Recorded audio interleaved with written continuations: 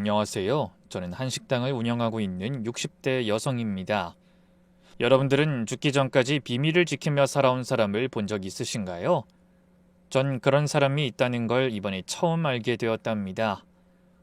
바로 제 사돈이 그런 사람이었어요. 20년을 함께 했는데도 전 그녀의 진짜 모습을 몰랐던 거예요. 평범한 엄마이자 아내로 살아왔다고 생각했는데 알고 보니 그 평범한 뒤에는 상상할 수 없는 희생과 사랑이 숨어 있었더라고요. 그리고 그 희생이 얼마나 고독하고 외로운 것이었는지 이제야 깨닫게 되었네요. 사실 이 이야기를 누군가에게라도 털어놓지 않으면 제가 미칠 것 같아서 이렇게 용기를 내어 사연을 쓰게 되었습니다. 어디서부터 어떻게 말씀드려야 할지 아직도 모르겠네요. 그저 제가 아는 대로, 경험한 대로 천천히 풀어볼게요. 저는 남편과 함께 작은 식당을 운영하며 아들 둘을 키워냈어요. 큰아들은 대기업에 다니고 작은 아들은 의사가 되어서 제자리를 잘 찾아간 것 같아 마음이 놓이더라고요. 이렇게 되기까지는 참 많은 일이 있긴 했어요. 27에 결혼했을 때 시댁 근처에 작은 분식집을 열었죠. 처음엔 김밥 몇 줄 팔기도 힘들었는데 남편이 퇴근하고 와서 같이 장사를 도와주면서 조금씩 자리를 잡아갔죠. 새벽부터 밤 늦게까지 일했지만 그땐 힘든 줄도 몰랐어요. 지금 생각해보면 그때가 가장 행복했던 것 같아요. 비록 돈은 없었지만 서로를 의지하며 살았으니까요. 큰아들을 낳고 2년 뒤에 둘째를 낳았는데 아이들이 커가면서 분식집도 한식당으로 확장하게 되었어요. 단골 손님들이 늘어나면서 제법 안정적인 수입도 생겼죠. 남편은 과묵하지만 성실한 사람이었어요.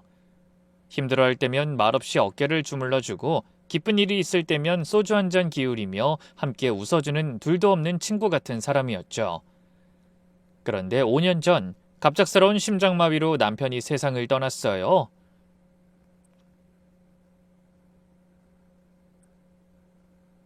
여보, 요새 계속 가슴이 좀 답답한 게 체했나? 병원 한번 가봐야겠어. 같이 갈까? 비싸도 검사는 다 받아봐. 아니야, 별것도 아닌데. 당신은 저녁 장사 준비해야 하잖아. 혼자 갔다 오면 돼. 그게 남편이 제게 한 마지막 말이었어요. 병원에 가는 길에 쓰러져서 그대로 가버렸거든요. 구급차가 도착했을 때는 이미 늦었대요. 얼마나 황당하고 허무했는지 몰라요. 평생 아픈 곳 하나 없던 사람이 그렇게 갑자기 떠날 줄은 꿈에도 몰랐죠. 남편이 떠나고 나서 한동안은 정말 힘들었어요. 식당 문도 닫고 싶었고 그냥 모든 걸 포기하고 싶었죠. 아침에 눈을 뜨면 옆자리가 텅 비어 있는 게 믿기지 않았어요. 매일 아침 잘 잤어 라고 인사하던 사람이 없다는 게 이렇게 힘들 줄 몰랐던 거죠. 그때 저를 붙잡아 준 게 바로 큰아들이었어요. 매일같이 찾아와서 제 옆을 지켜줬죠. 엄마, 울고 싶으면 실컷 울어요. 저 여기 있을 테니까 필요하면 부르세요. 이제 어떻게 살아? 엄마 혼자선 자신이 없어. 옆에 아들이 둘이나 있는데 뭐가 걱정이에요. 뭐든 같이 해요. 정말 그때 우리 아들이 없었으면 저는 정말 무너졌을 거예요. 항상 제 옆을 지켜주던 큰아들은 3년 전 결혼했는데 작년엔 손주까지 안겨줘서 이젠 할머니가 되었네요. 손주를 안고 있을 때마다 남편 생각이 많이 나요. 얼마나 좋아했을까. 함께 봤으면 얼마나 행복해했을까. 특히 이 일을 남편에게 말했으면 뭐라고 말할까 궁금해지더군요. 사돈의 죽음은 제 인생관을 완전히 뒤흔들어 놨거든요. 사돈이 남긴 비밀을 알게 된 후로는 매일 밤 생각에 잠겨 있었어요. 과연 진실을 아는 게 행복한 건지 모르고 사는 게 행복한 건지 말이에요. 사돈을 처음 만난 건 병원이었어요. 저는 어깨 회전근개 파열로 대학병원에 입원하게 됐죠. 집안일을 너무 무리해서 하다가 어깨가 완전히 나가버린 거예요. 수술을 앞두고 불안해하고 있는데 옆 침대에서 앓는 소리가 들렸어요. 아이고, 아파. 누가 간호사 좀 불러주세요. 무릎 인대 수술을 받은 여자분이었는데 그게 바로 사돈이었답니다. 병실을 둘러보니 6인실인데 다른 환자들은 다 보호자가 있는데 저희 둘만 혼자더라고요. 서로 눈이 마주쳤을 때 왠지 모를 동질감이 느껴졌어요.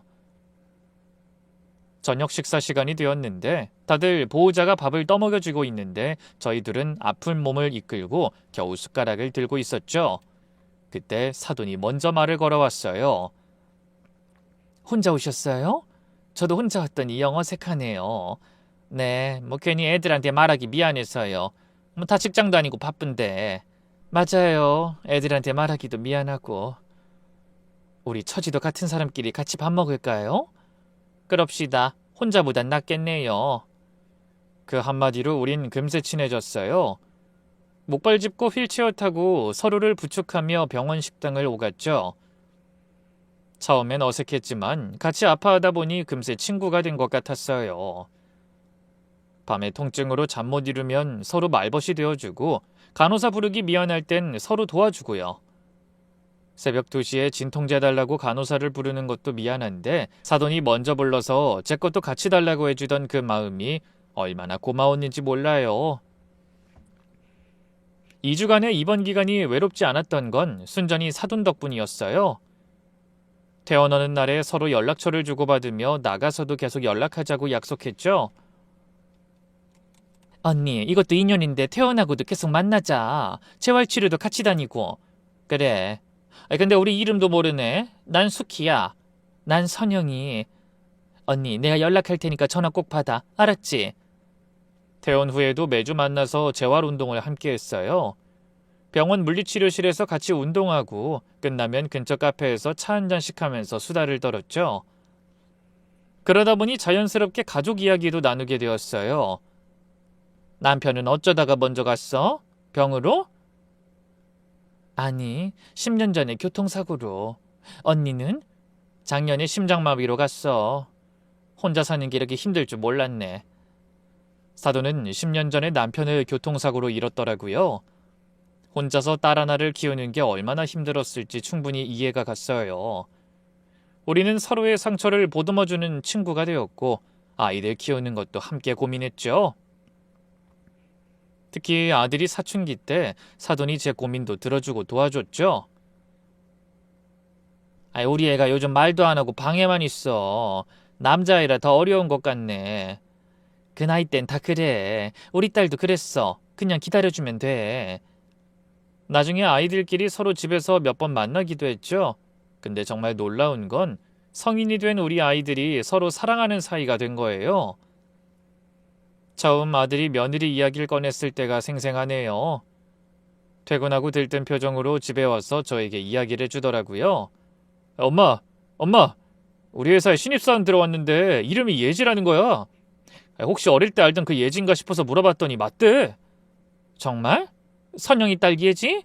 완전 신기하지? 우리 어릴 때 같이 놀던 이야기 했더니 반가워하더라. 아들은 선배로서 며느리를 많이 도와줬대요. 신입사원이 적응하기 힘든 회사 생활인데 어머니들이 친구 사이라는 걸 알고는 더 챙겨줬다고 하더라고요. 그러다 며느리가 우리 집에 놀러 오기 시작했어요. 처음엔 그저 아들 회사 후배이자 친구 딸로만 생각했는데 올 때마다 과일이나 떡을 사와서 얼마나 예쁘던지. 평생 아들만 둘 키워서 딸과 쇼핑이란 걸 해본 적이 없었는데 며느리 덕분에 처음으로 백화점에서 옷도 골라보고 화장품도 구경해봤죠. 이런 게 딸 키우는 재미구나 했죠. 어머니, 이 립스틱 색 너무 잘 어울리는데요? 제가 선물해 드릴게요. 이런 건 젊은 애들이나 바르는 거 아니니? 너무 밝은데. 무슨 소리예요? 어머니 피부가 얼마나 좋은데. 전 바르고 싶어도 못 발라요. 며느린 제가 한 번도 가보지 못한 예쁜 카페들도 데려갔어요. 어머니, 여기 딸기 케이크 유명해요. 어머니랑 오려고 한 달 전에 예약한 거예요. 그런 며느리를 보면서 아들이 왜 반했는지 알 것 같았어요. 6개월쯤 지났을 때 아들이 조심스럽게 말했죠. 엄마, 나 예지랑 사귀고 있어. 결혼 전제로. 엄마도 눈치채고 있었어. 네가 예지 쳐다보는 눈빛이 좀 다르더라고. 역시 엄만 못 속이겠다. 근데 우리 만나도 괜찮아? 불편하진 않지? 엄만 당연히 좋지. 예지 같은 애가 우리 며느리 되면 소원이 없겠다. 솔직히 처음엔 걱정도 했어요. 만약 아이들이 만나다 헤어지기라도 하면 우리 사이도 괜히 어색해질까 봐서요. 하지만 다행히 두 사람은 정말 서로를 아끼고 사랑했어요. 결혼 전까지 며느리는 일주일에 서너 번은 우리 집에 왔죠. 어머니, 제가 집에서 건강식 피자 만들어 드릴게요. 제가 본 레시피가 있거든요. 그렇게 같이 요리하고 저녁 먹고 드라마 보면서 수다 떨던 시간들이 행복했어요. 평생 아들만 키우면서 느껴보지 못한 딸과의 정을 며느리에게서 처음 느꼈거든요. 사돈도 저와 같은 마음을 느끼고 있는 것 같았죠. 우리 예지가 언니를 엄마처럼 따르더라. 아니, 지 엄마보다 언니가 더 좋대? 우리 아들도 장모님 최고 소리를 달고 살아. 우리 장모님 하면서 난리야. 언니, 정말 우리가 일부러 엮어준 것도 아닌데 하늘이 맺어준 인연인가 봐. 그러게, 병실에서 만났을 때 이런 일 생길 줄 누가 알았겠어. 결혼 준비 과정도 순조로웠어요. 우리가 워낙 친해서 의견 충돌도 없었고 예단이나 예물 문제도 서로 양보하면서 잘 해결했죠. 결혼식 날 아침, 사돈이 혼자 딸 드레스를 입혀주는 모습을 봤어요. 남편 없이 혼자 딸을 시집 보내는 마음이 어떨지 잘 알기에 가슴이 먹먹했죠.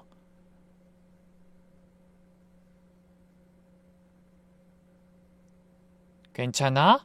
오늘 많이 힘들지? 아니야, 너무 좋아. 언니가 우리 예지 시어머니가 되어준다니 난 안심이지. 그래도 남편이 있었으면 얼마나 좋았을까. 우리 둘 다 혼자라. 없는 사람 생각해서 뭐해. 좋은 날 그러지 마. 우리끼리 잘 살면 되지. 결혼식장에서 사돈과 제가 서로를 바라보며 눈물을 흘렸어요. 주례 선생님이 두 어머니 우정이 이젠 가족의 연으로 이어졌다고 할 땐 정말 펑펑 울었죠. 하객들도 우리 사연을 아는 분들은 다들 감동했다고 하더라고요. 결혼 후에는 더 자주 만났죠. 명절 때 음식을 나눠 만들고 김장도 함께 하고요. 언니, 아니다, 사돈. 이번 설에 저는 제가 다 부칠게요. 가만히 계세요. 아니야, 같이 해. 혼자 하면 힘들잖아.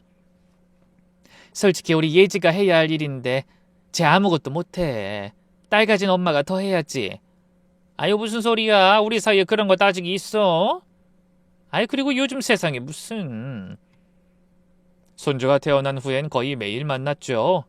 사돈은 며느리가 직장 다니는 동안 아기를 봐주겠다고 자청했어요. 아이, 손주 봐주면 나야 고맙지. 매번 신세 져서 어떡해. 우리 손주 내가 안 보고 누가 봐. 당연한 거지. 그렇게 사돈지간이 돼서도 언니 동생만큼이나 잘 지냈죠. 애들도 우리 둘 사이를 알고 더 편해했고요. 그러다 몇 개월 전 사돈이 정기검진을 받으러 병원에 간다고 해서 제가 같이 가기로 했죠. 병원 로비에서 기다리고 있는데 복도 끝에서 시끄러운 소리가 들렸어요. 목소리가 낯익어서 다가가 보니 세상에 사돈과 며느리가 복도에서 대판 싸우고 있더라고요. 엄마, 부끄럽지도 않아? 대체 왜 그러고 사는데? 며느리의 목소린 분노로 떨리고 있었어요. 내가 다 봤어. 그 남자 집에서 청소하고 그 집에서 살림이라도 차린 거야? 사돈은 고개를 숙인 채 아무 말도 하지 않고 서 있었죠. 말 좀 해봐. 무슨 변명이라도 해보라고. 변명할 게 없어. 네가 본 게 다 맞아. 사돈의 목소린 너무나 담담했어요. 마치 모든 걸 포기한 사람처럼요. 뭐? 맞다고? 그걸 어떻게 내 앞에서 당당하게 말해? 미안하다. 미안하다고? 그게 끝이야? 언제부터 그러고 있었던 건데? 왜 말을 못해? 며느리가 울면서 소리를 질렀어요. 병원 사람들이 다 쳐다볼 정도였죠. 저는 차마 나서지도 못하고 기둥 뒤에 숨어서 지켜보고 있었어요. 그 남자가 누군데? 왜 그 집 살림까지 다 해주는 건데? 나한테 소개도 못 시켜줘? 설명해도 넌 이해 못해. 이해를 못해? 엄마가 떳떳하지 못하니까 이해를 못하는 거겠지? 그래, 그냥 둬. 네가 모르는 게 나아. 엄마 문제 알려고 하지 마. 사돈의 그 지친 목소리가 아직도 귓가에 맴돌아요. 며느린 더 이상 참지 못하고 뛰쳐나갔고 사돈은 그 자리에 주저앉아 울었어요. 저는 얼른 다가가서 사돈을 일으켜 세웠죠. 괜찮아? 대체 무슨 일인데 그래? 언니도 다 봤구나. 예지가 뭘 보고 저러는 거야? 무슨 일인지 말 좀 해봐. 하지만 사돈은 고개만 저을 뿐 아무 말도 하지 않았어요. 그날 저녁 며느리가 집으로 찾아왔어요. 눈이 퉁퉁 부은 채로요. 어머니, 아까 병원에 계신 거 봤어요. 저 정말 미치겠어요. 진정해. 무슨 일인지 차근차근 말해봐. 저희 엄마가 어떤 남자랑... 어머니도 모르셨죠? 며느린 한참을 망설이다가 입을 열었어요. 제가 우연히 엄마를 따라가 봤어요. 궁금해서가 아니라 정말 우연히. 근데 엄마가 어떤 남자 집에 들어가는 거예요. 문이 열려 있어서 봤는데 엄마가 그 집에서 빨래를 개고 청소를 하고 심지어 그 남자 와이셔츠를 다림질하고 있었어요. 며느리의 목소린 치욕감으로 떨렸어요. 완전히 그 집 안주인처럼 살더라고요. 냉장고에서 반찬도 꺼내서 차려놓고 그 남자는 소파에 앉아서 TV만 보고 있었고요. 혹시 그냥 아는 사람 아닐까? 아니에요. 제가 물어봤어요. 누구냐고요. 엄만 끝까지 제가 알 필요 없대요. 며느린 눈물까지 보이며 말했어요. 정말 창피해 죽겠어요. 엄마가 그런 사람인 줄 몰랐어요. 아버지 돌아가신 지 오래되긴 했지만 언제부터 둘이 그런 관계였는지도 모르겠고 왜 이제 와서... 그래도 엄마한테 무슨 사정이 있을 수도 있지. 사정이요? 남자한테 빠져서 그 집 파출부 노릇하는 게 무슨 사정이에요? 그 말을 들으니 저도 할 말이 없었어요. 하지만 사돈이 그럴 사람이 아니라는 건 확신할 수 있었어요. 그 일이 있고 나서 며느리는 사돈과 연을 끊다시피 하며 지냈어요. 명절에도 안 가고 전화도 안 받고요. 사돈은 손주 얼굴도 못 보게 되었죠. 저는 그 사이에서 이러지도 저러지도 못하고 전전긍긍했어요. 엄마한테 전화 좀 해봐. 보고 싶어 하실 거야. 나중에요. 엄마도 저한테 아무 얘기 안 해주는데. 아무리 그래도 그렇지. 네가 먼저 좀 풀어. 어머니, 제발 그 이야기는 하지 말아주세요. 저도 너무 힘들어요. 계속 냉전 상태로 흐르다 어느새 6개월이 지났죠. 사돈한테 전화가 왔는데 목소리가 이상하더라고요. 힘이 하나도 없고 숨소리도 거칠었어요. 나 병원인데 혹시 와줄 수 있어? 왜? 무슨 일이야? 어디 아파? 그냥 언니가 좀 와줘. 예지한테 아프다고 전화하기가 그래서. 급하게 병원으로 갔더니 사돈이 응급실 침대에 누워 있었어요. 얼굴이 노랗게 뜬 게 보통 일이 아닌 것 같았죠. 뭐야? 너 상태가 왜 이래? 무슨 검사 받았어? CT 찍고 조직 검사까지 했어. 췌장암이래. 3기. 이미 간이랑 폐로 전이가 시작됐대. 순간 머릿속이 하얘졌어요.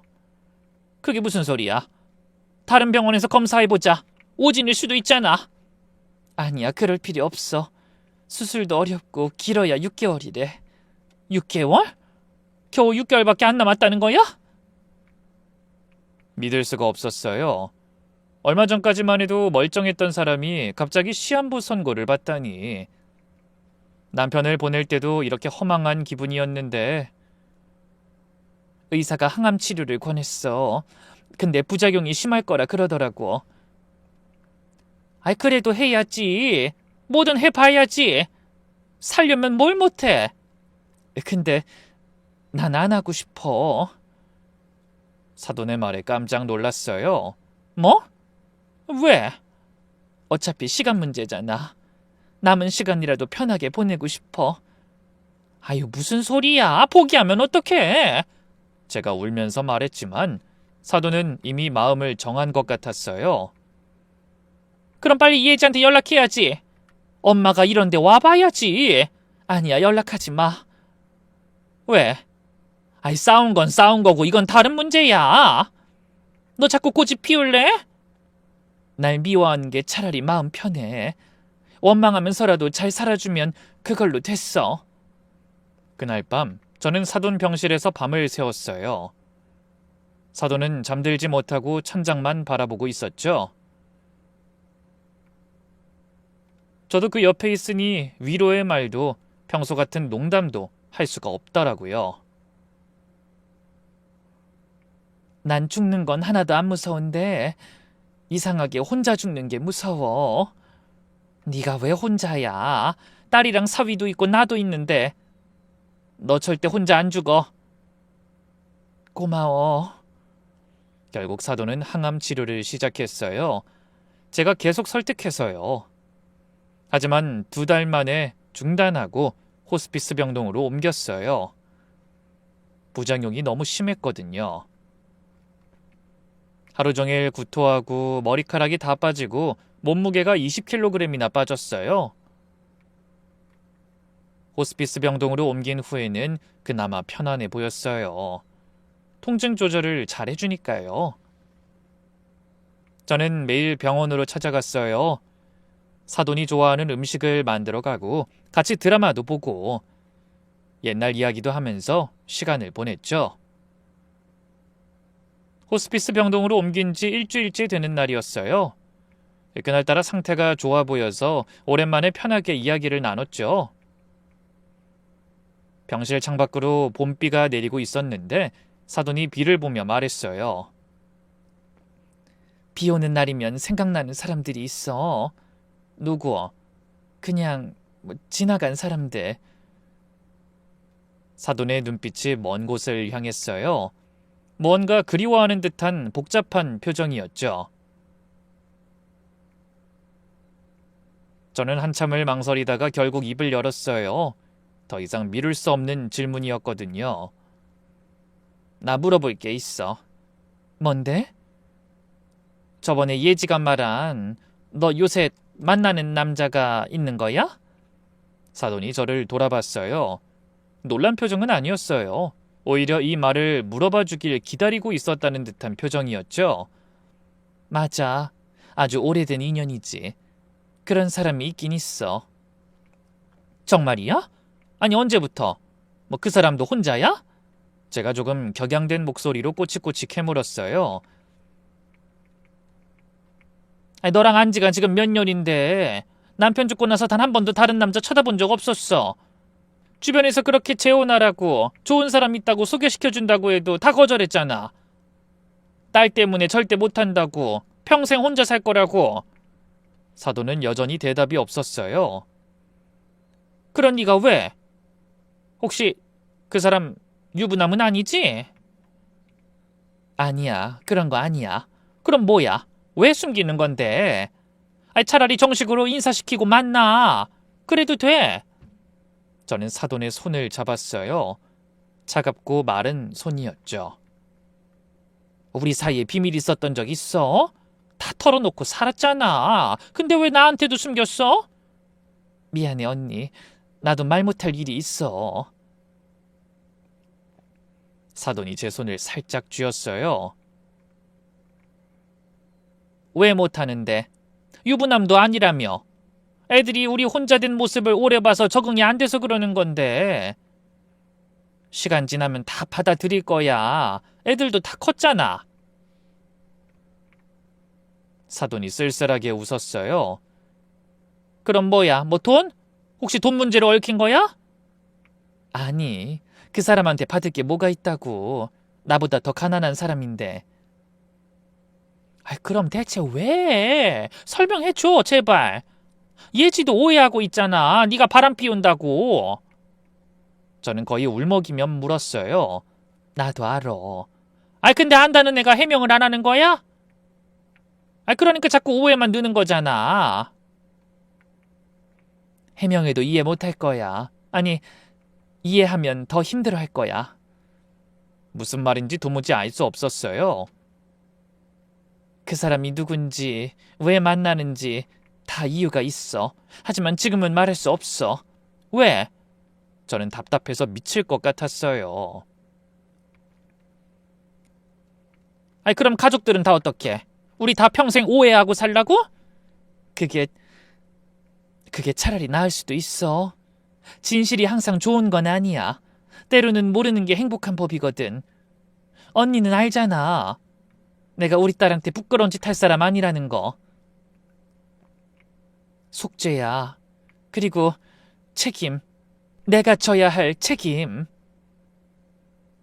누구에 대한 속죄? 무슨 책임? 사돈은 더 이상 대답하지 않았어요. 아무리 물어도 입을 열지 않았죠. 그때 간호사가 들어와서 약을 주고 갔어요. 사돈은 약을 먹고는 눈을 감았어요. 대화를 끝내겠다는 신호였죠. 나 너무 미워하지 마. 그리고 우리 예지도 날 미워하지 않았으면 좋겠다. 아이, 대체 무슨... 하지만 사돈은 이미 잠이 든 것처럼 눈을 감고 있었어요. 아니, 자는 척하는 것 같았지만 깨우지 못했어요. 그 지친 얼굴을 보니 차마 더 물을 수가 없었거든요. 병실을 나오면서 마음이 너무 답답했어요. 사돈이기 전에 저에게 둘도 없는 친구인데 내가 모르는 게 이렇게 많다니. 사돈이 떠나기 3일 전이었어요. 그날따라 사돈의 상태가 좋아 보였어요. 얼굴에 혈색도 돌고 말도 또렷하게 했죠. 나중에 알았지만 그게 마지막 불꽃이었더라고요. 오늘은 좀 어때? 좋아. 오랜만에 정신이 맑아.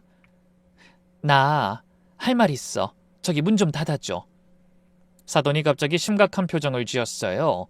저는 문을 닫고 침대 옆에 앉았죠. 내가 믿을 수 있는 사람이 언니밖에 없어서 부탁이 있어. 뭐든지 말해. 내가 할 수 있는 건 다 할게. 죽고 나면 어떤 남자가 찾아올 거야. 그 사람 말 잘 들어줘. 내가 부탁한 게 있거든. 누군데? 무슨 부탁? 지금은 설명하기 힘들어. 그냥 그 사람이 주는 거 받고 하자는 대로 해줘. 그러면서 작은 열쇠 하나를 제 손에 쥐어줬어요. 은행 대여금고 열쇠라고 했죠. 이게 뭔데? 때가 되면 알게 될 거야. 그때 가서 열어봐. 그러더니 사돈의 눈에 눈물이 고였어요. 그리고 우리 예지 말이야. 그 애가 정말 사랑받았다고 생각하면서 살면 좋겠어. 그 말을 하는 사돈 목소리가 떨렸어요. 내가 못한 엄마 노릇도 언니, 아니다, 사돈이 대신해 주세요. 부탁해. 아니, 무슨 소리야. 너만큼 좋은 엄마가 어디 있다고. 갑자기 사돈이 제 손을 꽉 잡았어요. 내 전부였어. 내 목숨보다 소중했어. 만약에 나중에 진실을 알게 되면 예지가 상처받을 수도 있지만 때가 되면 결정해줘. 뭘 결정하라는 거야? 어? 대체 뭘 숨기고 있는데 그래? 가기 전에 말해줘야지. 사돈은 한참을 망설이다가 결국 입을 열지 못했어요. 그게 사돈과 제가 나눈 마지막 대화였죠. 그 후로는 의식이 흐려져서 거의 말을 못했거든요. 다음날 새벽 사돈은 조용히 눈을 감았어요. 마지막까지 며느리 이름을 불렀는데 너무 안쓰러웠답니다. 예지야, 미안해. 그게 힘겹게 남기고 간 마지막 말이었어요. 장례식 첫날이었어요. 며느린 뒤에 왔지만 영정사진 앞에서 절만 하고 상주석에도 앉지 않았어요. 제가 옆에서 달래도 꿈쩍도 하지 않더라고요. 엄마가 마지막까지 네 이름 부르고 갔는데 인사라도 제대로 해드려. 네, 아까 했어요. 그 차가운 목소리에 가슴이 아팠어요. 아무리 섭섭해도 어머니인데 아직도 마음에 앙금이 크게 남은 것 같았죠. 오후가 되자 조문객들이 오가는 가운데 한 중년 남자가 어색하게 서 있는 게 보였어요. 검은 정장에 안경을 쓴 단정한 차림이었는데 누구와도 대화하지 않고 영정사진만 계속 바라보고 있더라고요. 다른 조문객들과는 달리 뭔가 다른 분위기였어요. 슬픔이라기보다는 죄책감이나 미안함 같은 복잡한 감정이 얼굴에 가득했죠. 누군지 궁금해서 계속 지켜봤는데 그 사람도 저를 힐끔 보더라고요.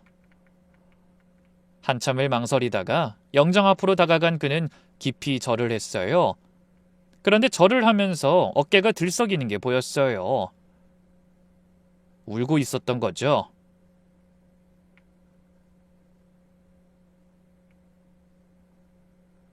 누구길래 저렇게 우는 거지? 궁금증이 더 커졌어요. 혹시 사돈이 말한 그 남자일까? 근데 며느리가 그를 발견하자 얼굴이 싸늘하게 굳어지더라고요. 그리고는 제게 다가와서 속삭였어요. 저 사람이에요. 뭐? 엄마가 드나들던 그 집 남자요. 어머니, 부탁인데 저분 좀 가시라고 해주세요. 궁금한 마음에 가까이 가서 보니 60세 전후로 보였는데 얼굴이 많이 수척해 보였어요. 병색이 완연했달까요? 근데 이상한 건 영정사진 속 사돈을 보는 눈빛이었어요. 연인을 잃은 사람의 눈빛이 아니었어요. 뭔가 더 복잡하고 깊은 감정이 담겨 있었죠. 저 사람 때문에 엄마가 웃음거리가 됐어요. 장례식장에서까지 소문나면 어떡해요? 며느리의 간청에 저는 그 남자에게 다가갔어요. 저기 죄송한데 네, 알겠습니다. 죄송합니다. 남자는 제가 말하기도 전에 먼저 알아차린 것처럼 서둘러 일어났죠. 그저 마지막 인사를 드리고 싶었습니다. 혹시 사돈과는 어떤 관계셨는지 제가 묻자 남자는 잠시 망설이다가 대답했어요. 은인이셨습니다. 그 말을 남기고 돌아서려 했어요. 하지만 뭔지 모를 불안감에 저는 그를 따라 나갔죠. 장례식장 밖까지 따라가 불렀어요. 저기요, 잠깐만요. 잠깐만 서보세요. 네? 혹시 선영이가 죽고 나면 찾아오겠다던 그분인가요? 남자의 눈이 커졌어요. 사모님이 제 얘기를 하고 가셨어요? 네, 가기 전에 어떤 남자가 찾아올 거라고만 했어요. 남자는 한참을 말없이 서 있다가 떨리는 목소리로 말했어요. 내일 댁으로 찾아뵐 수 있겠습니까? 제가 꼭 드릴 말씀이 있습니다. 네? 집에서요? 아니, 무슨 일이길래... 사모님이 저에게 부탁하신 게 있어요. 꼭 전해드려야 할 것도 있고요. 그 간절한 눈빛에 거절할 수가 없었어요. 마지막에 사돈이 남긴 말도 있었고요. 네, 내일 오전에 오시면 될 것 같아요. 감사합니다. 내일 찾아뵙겠습니다. 남자가 떠나는 뒷모습을 보면서 많은 생각이 들었어요. 저 사람과 사돈 사이에 대체 무슨 일이 있었던 걸까? 며느리 말대로 집까지 드나들 정도의 깊은 관계일까? 복잡한 생각이 머릿속을 떠나지 않았죠. 장례식 둘째 날, 정희가 급하게 저를 화장실로 끌고 갔어요. 정희는 사돈하고 먼저 친한 친구였는데 같이 만나다 보니 저랑도 친해졌죠. 정희가 얼굴이 상기된 채로 주위를 살피더니 소곤거렸어요. 언니, 잠깐 할 말 있어. 좀 와봐. 왜 그래? 언니만 모르는 것 같아서. 아니, 언니는 알아야 할 것 같아서. 정희의 표정이 심상치 않았어요. 무슨 큰일이라도 난 것처럼 급해 보이기도 했죠. 아니, 뭔데 그래? 선영이가 그동안 이중생활했다는 거 알아? 순간 머릿속이 하얘졌어요. 어제 만난 남자부터 이중생활은 또 무슨 소린가 싶었죠. 그게 무슨 소리야? 어디서 이상한 소문 듣고 와서 말도 안 돼. 언니, 진정하고 내 말부터 좀 들어봐. 정희는 화장실 문을 확인하고는 더 목소리를 낮췄어요. 매주 목요일마다 어디 갔는지 알아? 우리는 수영 간다고 알고 있었잖아. 응, 수영 가는 건 나도 봤는데. 근데 아니야. 김 씨라는 남자 집에 간 거야. 그 말을 듣는 순간 가슴이 철렁 내려앉았어요. 아이, 그럴 리 없어. 선영인 그런 애가 아니야. 우리가 본 세월이 있는데 너도 알잖아. 나도 처음엔 안 믿었어. 근데 내가 아는 애가 그 동네 사는데 몇 번을 봤대. 정희의 눈빛이 진지했어요. 거짓말하는 것 같진 않았죠.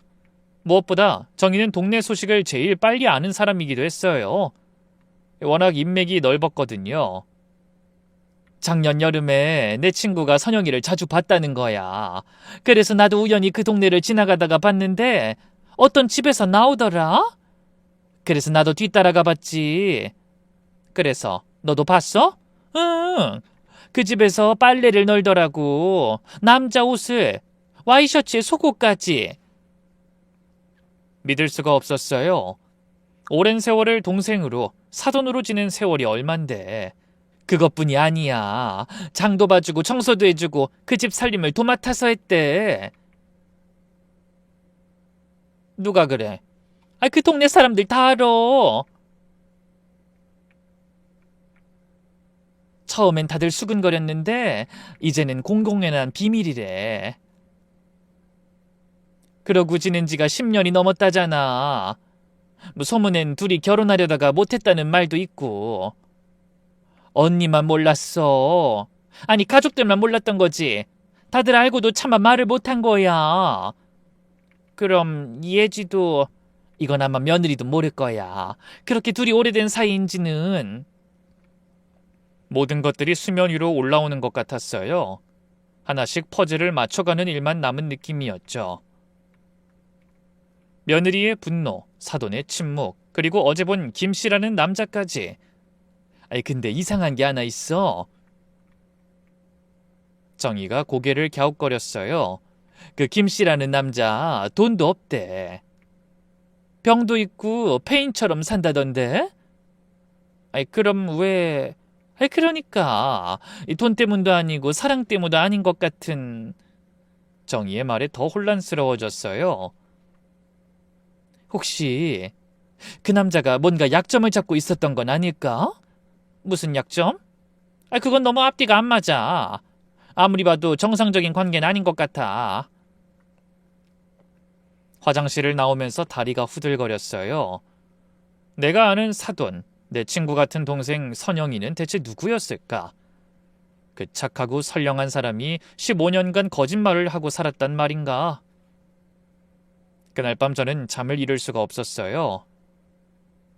사돈이 마지막에 했던 말들이 계속 머릿속을 맴돌았죠. 어떤 사람이 찾아올 거야. 때가 되면 알게 될 거야. 문득 김 씨라는 남자를 만나면 알게 되는 게 있지 않을까 하는 생각이 들었어요. 다음 날 약속대로 김 씨가 찾아왔어요. 눈밑도 그늘이 심하게 져 있고 손도 떨리는 것 같았죠. 긴장한 탓이 아니라 건강이 좋지 않은 게 한눈에 보였어요. 앉으세요. 차라도 한 잔... 아닙니다. 전 그냥 드릴 말씀만 하고 가겠습니다. 김 씨는 들고 온 큰 봉투를 조심스럽게 테이블 위에 놓았어요. 사모님이 돌아가시기 전에 저에게 부탁하셨어요. 이걸 꼭 전해달라고. 봉투를 열어보니 사돈의 친필 편지와 또 다른 은행 열쇠가 들어있었어요. 편지 봉투에 제 이름이 정성스럽게 적혀 있었죠. 사돈의 떨리는 글씨체가 마음을 아프게 했어요. 이것부터 물어도 될까요? 선영이하고는 어떤 사이셨어요? 제가 단도직입적으로 물었어요. 더 이상 궁금증을 참을 수가 없었거든요. 김 씨는 한참을 망설이다가 입을 열었어요. 목소리가 많이 떨렸죠. 그걸 설명하려면 참 긴 얘긴데 20년 전으로 돌아가야 합니다. 20년 전이요? 네, 그때 일을 모르시면 저희 관계가 이해가 안 될 거예요. 김 씨는 물을 한 모금 마시고는 천천히 이야기를 시작했어요. 20년 전에 저는 아내가 있었습니다. 초등학교 교사였죠. 착하고 예쁜 사람이었어요. 5년 동안 만나면서도 늘 이 사람하고 결혼하고 싶다는 생각이 들 정도로요. 근데 결혼하고 아내가 잠시 말을 잇지 못하고 한참을 멈췄다가 다시 입을 열었어요. 아내가 같은 학교 선생님과 불륜 관계라는 걸 알았어요. 충격적이었어요. 동시에 왜 이렇게 자기 이야기를 처음 본 저한테 하나 싶었죠. 그분이 바로 사모님 남편 되는 분이었습니다. 네? 뭐라고요? 너무 놀라서 자리에서 일어날 뻔했어요. 불륜이요? 아니, 우리 며느리한테서도 그런 이야기는 들은 적도 없는데? 겉으론 그랬겠죠. 하지만 제 아내와 5년 넘게 깊은 관계를 이어왔어요. 김 씨는 주머니에서 낡은 사진 한 장을 꺼냈어요. 사진 속에는 단정한 차림을 한 젊은 여자가 웃고 있었는데 어딘가 모르게 며느리와 닮은 구석이 있었어요. 그 두 사람이 같이 도망가려고 했어요. 김 씨가 먼 곳을 바라보더니 그날의 이야기를 더 자세히 들려줬습니다. 그날 새벽이었어요. 이 장마철이라 비가 억수같이 내리고 있었죠. 전날 밤부터 아내가 이상하게 행동했어요. 아이를 계속 꼭 안고 있더라고요. 계속 혼자 속삭이고. 그땐 몰랐겠네요? 네. 저는 다음날 아침 일찍 지방 출장을 가야 해서 일찍 잤거든요. 새벽 3시쯤 전화가 왔어요. 경찰서에서. 김 씨의 목소리가 떨렸어요. 고속도로에서 사고가 났다고 제 차가 사고를 냈다고 하더라고요. 이상했죠. 차는 집에 있어야 하는데 알고 보니 아내가 가져간 거였어요. 조수석에는 사모님 남편이 타고 있었고요. 이 빗길에 과속이 원인이었대요. 그러다 그 자리에서 아내는 즉사했고 사모님 남편은 중상이었지만 살았어요. 아이는 카시트 덕분에 기적적으로 다치지 않았죠. 정말 기적이네요. 네. 충격적인 건 트렁크에 있던 짐이었어요. 아이 옷, 사진첩, 통장. 완전히 둘이 이민 갈 준비를 한 거였죠. 둘이 아이 데리고 새 삶을 시작하려 했던 거죠. 저는 버림받은 거였어요. 김 씨가 잠시 숨을 고른 후 다시 입을 열었어요. 그리고 더 충격적인 사실이 있어요. 더요? 아니, 이것보다 더 충격적인 게 있어요?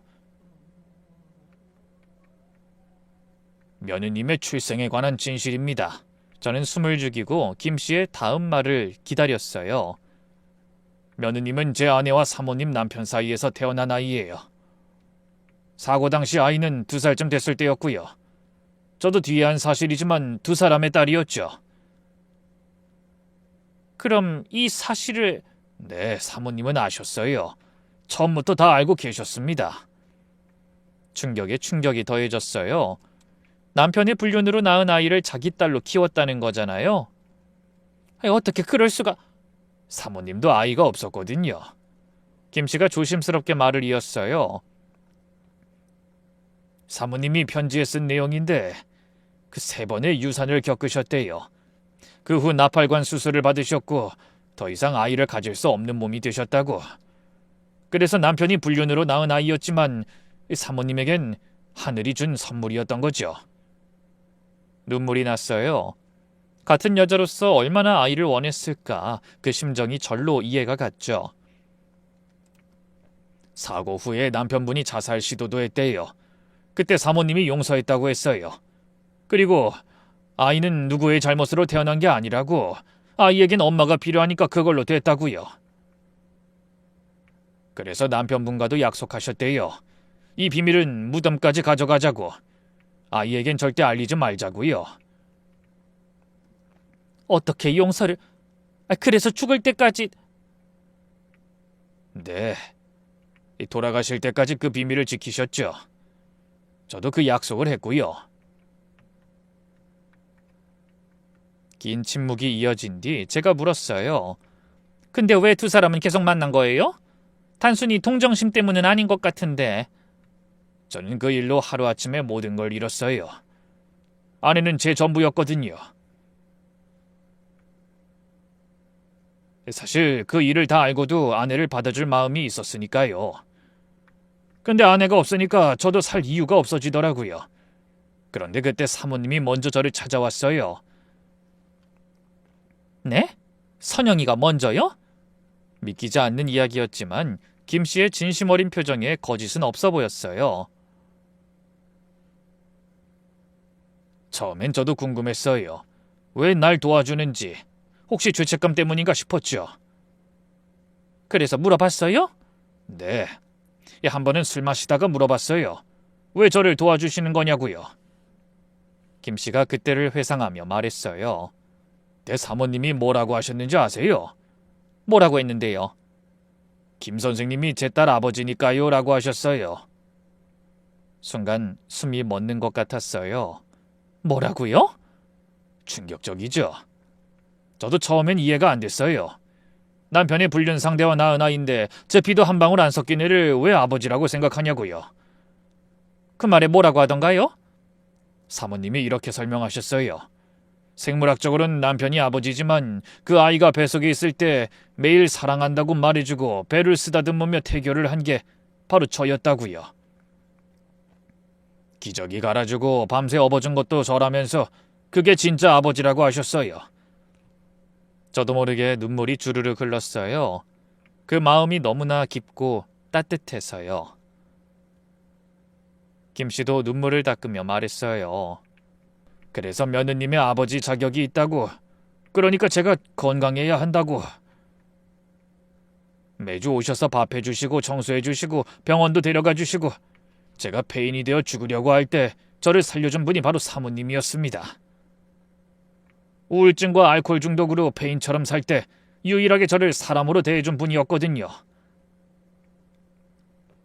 김 씨의 목소리에 존경심이 가득했어요. 그제야 모든 게 이해가 됐어요. 왜 15년간 김 씨를 돌봤는지, 그리고 이 사실을 왜 무덤까지 갖고 갈 수밖에 없었는지도요. 제가 알코올 중독으로 쓰러졌을 땐 병원에서 한 달간 간병도 해주셨어요. 사모님은 정말 특별한 분이었어요. 원수를 가족으로 받아들인 거니까 절대 아무나 할 수 없는 일이잖아요. 김 씨의 고백을 듣고 나니 사돈이 새롭게 보였어요.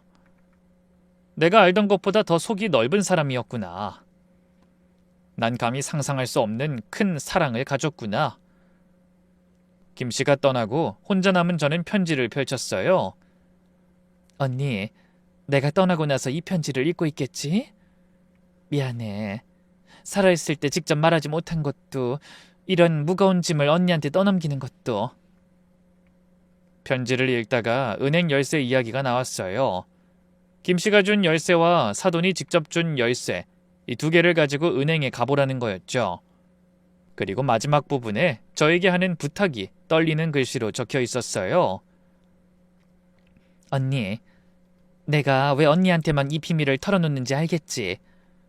내가 죽고 나면 예지에게 이 모든 진실을 알려야 할지, 평생 비밀로 가져가야 할지, 그 선택을 언니한테 맡기고 싶었어. 예지가 진실을 알고 극복할 수 있을 것 같으면 말해주고, 그게 아니라면 평생 비밀로 가져가죠. 내가 가장 믿는 사람은 언니뿐이야. 감사합니다, 사돈. 편지를 다 읽고 한참을 울었어요. 그 긴 시간을 혼자 얼마나 고민하고 아파했을지, 오로지 자식을 생각한 그 마음이 너무나 생생하게 느껴졌거든요. 다음 날 아침 저는 은행으로 갔어요. 대여금고를 열자 여러 개의 통장과 서류 뭉치가 나왔어요. 통장을 확인하는 순간 깜짝 놀랐어요. 잔고가 10억이 넘었거든요. 그것도 모두 며느리 이름으로 되어 있었고요. 이 많은 돈이 어떻게... 서류를 자세히 보니 더 놀라운 사실이 있었어요. 입금 내역을 보니 매달 일정 금액이 꾸준히 입금돼 있었는데 입금자가 김 씨였어요. 집으로 돌아와서 다시 김 씨에게 전화했어요. 아니, 이 돈이 대체... 그거요? 제 아내 생명보험금이랑 사고 보상금이에요. 근데 왜 이걸... 제가 드린 거예요. 아니, 정확히 맡긴 거죠. 김 씨의 설명이 이어졌어요. 아내가 죽고 보험금이 5억 정도 나왔어요. 사고 보상금까지 합치면 7억 정도였죠. 근데 저한텐 의미 없는 돈이었어요. 차라리 그 아이한테 가는 게 맞겠다고 생각했죠. 그래서 사모님께 맡겼어요. 아니, 이 돈을 받던가요? 처음엔 거부하셨어요. 하지만 제가 이 돈은 그 아이 엄마가 남긴 유산이라고 딸에게 주는 거니 받아달라고 했더니 받으시더라고요. 딸밖에 모르는 분이잖아요. 그러면서 김 씨가 덧붙였어요. 사모님은 그 돈을 한 푼도 안 쓰시고 다 저축하셨어요. 거기에 본인 돈도 더 보태서 10억을 만드신 거죠. 매달 이자까지 꼬박꼬박 더해서요. 15년 동안이나. 네, 딸이 나중에 힘들 때 쓸 비상금이라고 하셨어요. 엄마가 주는 선물이라고. 일주일 동안 저는 잠을 제대로 못 잤어요. 매일 밤 천장을 보며 고민했죠. 며느리에게 진실을 말해야 할까 말아야 할까. 한편으론 며느리가 알아야 한다고 생각했어요. 어머니가 얼마나 자신을 사랑했는지, 왜 김 씨를 돌봤는지 알아야 오해가 풀릴 테니까요. 하지만 다른 한편으론 너무 잔인한 진실이었어요.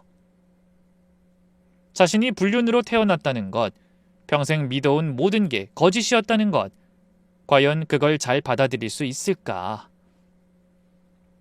그런 제 모습을 보며 아들이 걱정스럽게 물었어요.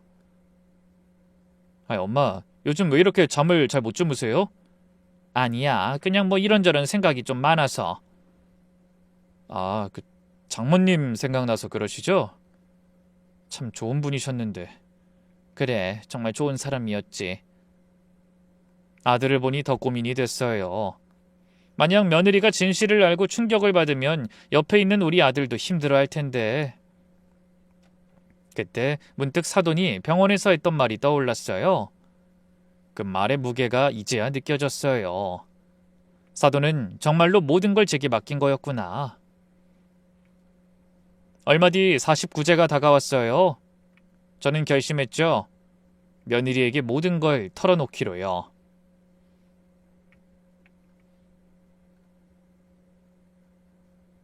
진실을 모른 채 평생 어머니를 오해하고 사는 것보단 아픈 진실이라도 알고 화해하는 게 낫다고 판단했어요. 사돈도 그걸 원했을 거라고 믿었고요. 며느리를 조용한 카페로 불렀어요. 어머님, 무슨 할 말 있으세요? 중요한 이야기야. 너희 엄마에 대한.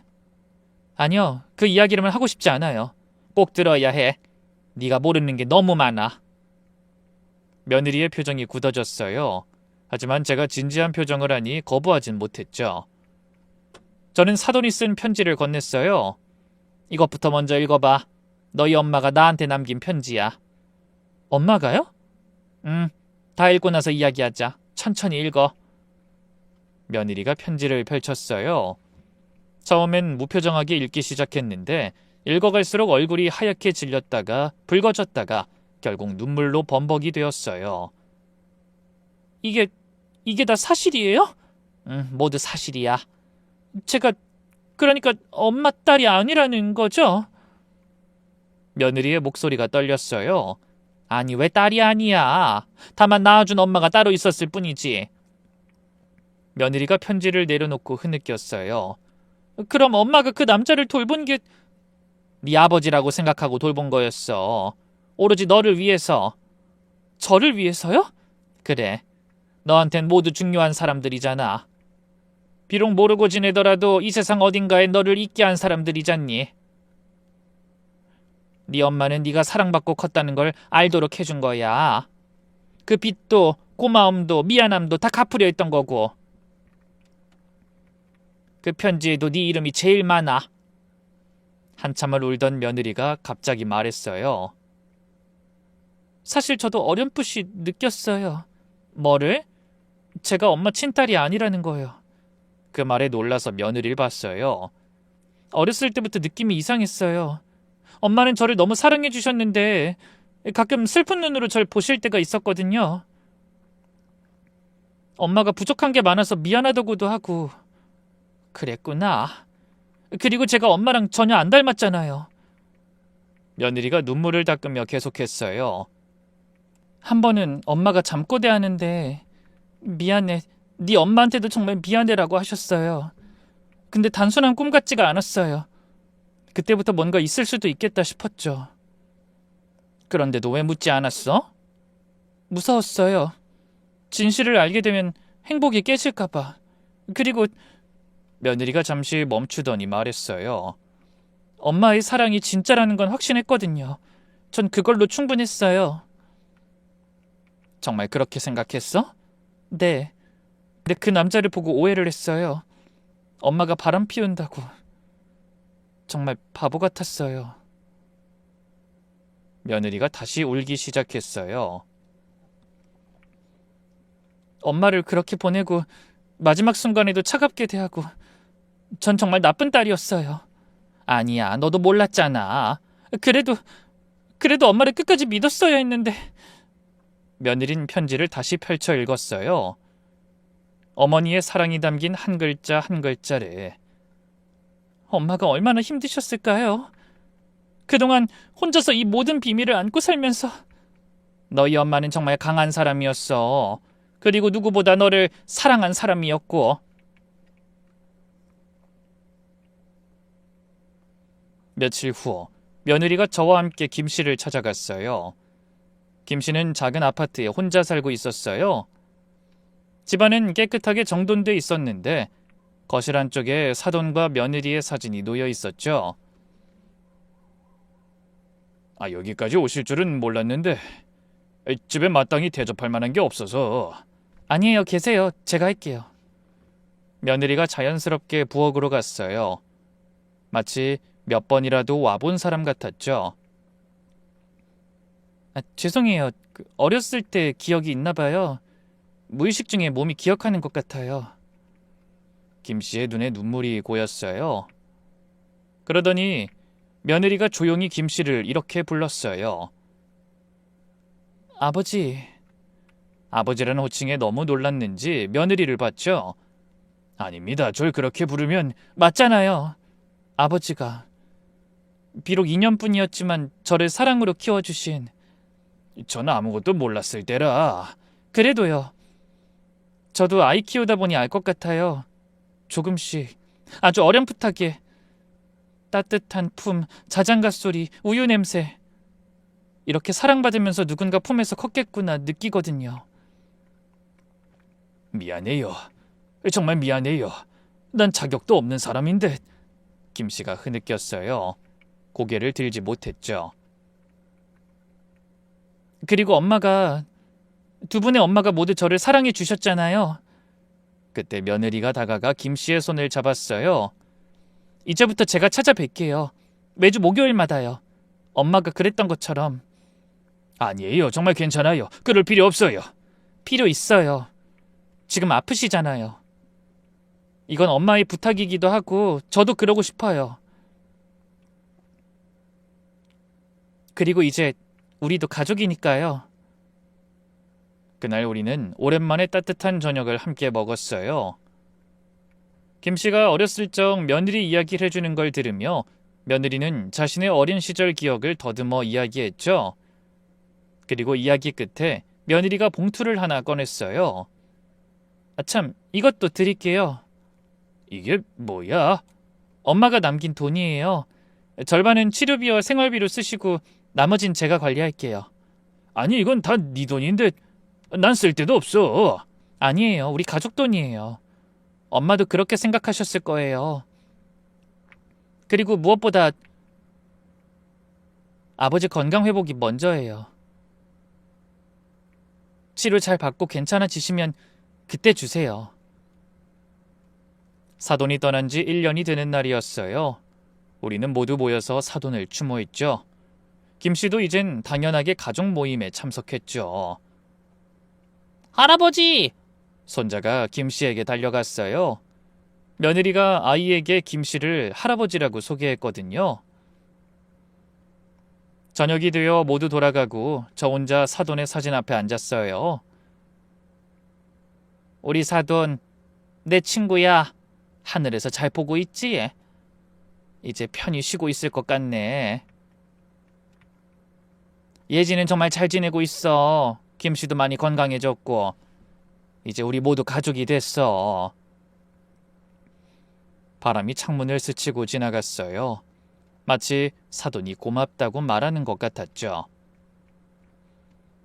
요즘 저는 사랑한다는 말을 아낌없이 하려고 해요. 사랑은 모든 것을 감싸 안을 수 있다는 걸 제 친구이자 사돈이 저에게 가르쳐 줬으니까요. 이 혈연보다 진한 정, 용서보다 큰 사랑. 그것이 진짜 가족이라는 것도요. 그녀가 우리에게 알려준 그 사랑을 받아 저도 잘 이어가 보려고 해요. 그리고 이 말을 전하고 싶네요. 고마워 친구야. 네가 남긴 사랑 우리가 잘 이어갈게.